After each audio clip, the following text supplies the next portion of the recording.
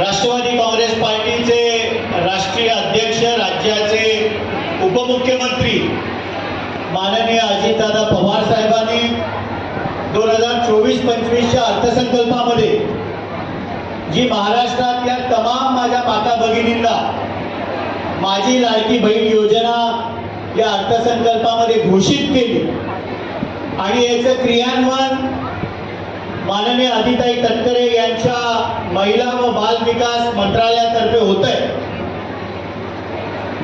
1 जुलै पासून 31 ऑगस्ट पर्यंत ही नोंदणी करायची।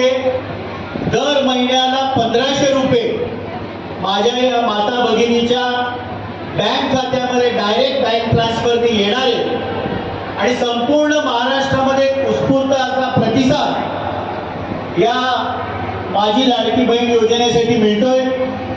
वय वर्ष 21 पासून 65 पर्यंत अनेक त्याच्यामध्ये अटी सरकारने, महायुतीच्या सरकारने शिथिल केल्या आणि जवळजवळ 2.25 कोटी माता भगिनींना महाराष्ट्रामध्ये या योजनेचा लाभ होणार। माझी सगळ्यांना विनंती आहे की ज्यांनी फॉर्म भरले आणि ज्यांनी नाही भरले यांनी देखील 31 ऑगस्ट पर्यंत हे फॉर्म जरूर आपण भरले पाहिजेत, या योजनेचा लाभ घेतला पाहिजे।